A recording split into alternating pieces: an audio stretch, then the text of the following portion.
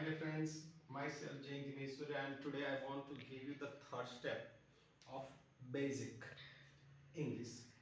કે basic ઇંગ્લિશનું third step મારી દ્રષ્ટિએ તો એમાં જુઓ કે પહેલા સ્ટેપમાં આપણે વાક્ય બનાવ્યા, પછી કઈ પ્રશ્ન બનાવવાનું સ્ટેપ આપ્યું, પછી શબ્દોનું મહત્વ છે એ પણ મેં તમને સમજાવ્યું છે.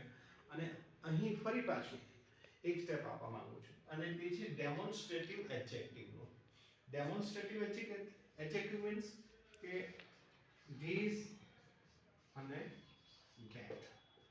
આ પણ એક નવી વાક્ય રચના જેમાં આપણે કોઈ પણ વસ્તુને દર્શાવવી હોય કે આ ચેર છે કે આ ટેબલ છે કે વગેરે.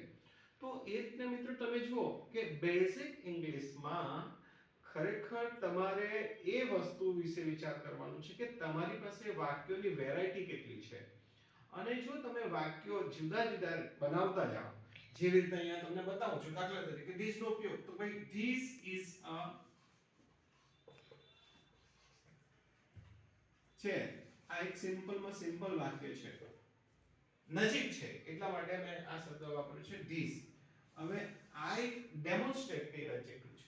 તેવી રીતના કોઈ વસ્તુ દૂર હોય તો આપણે એના માટે વાપરવું પડે ધેટ, કે ધેટ ઇઝ અ ટેબલ, કે that is a banyan tree, જે રીતના આપણે બનાવવું હોય.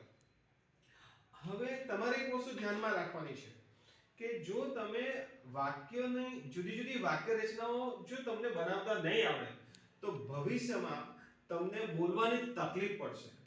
અને એના માટે તમારે બે વસ્તુ પર ધ્યાન રાખવી જોઈએ અહીંયા, કે શબ્દભંડોળ. શબ્દભંડોળમાં કેવા શબ્દો કે જે તમારા જીવનમાં જે તમે કંઈ ફીલિંગ કરો છો, જે તમારે રજૂ કરવું છે, તે શબ્દો ઉપયોગી હોય તેના માટે એવા શબ્દો ભેગા કરો.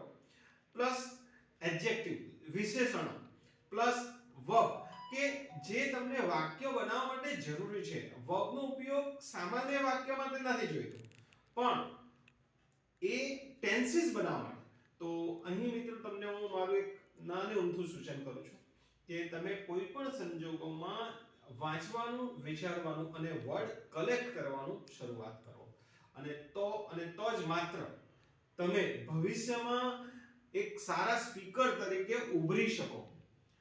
અને જેમ મેં તમને અહીંયા બતાવ્યું છે તે રીતે તમે વાક્ય બનાવવાની શરૂઆત કરો, વાક્ય બનાવતા શીખો.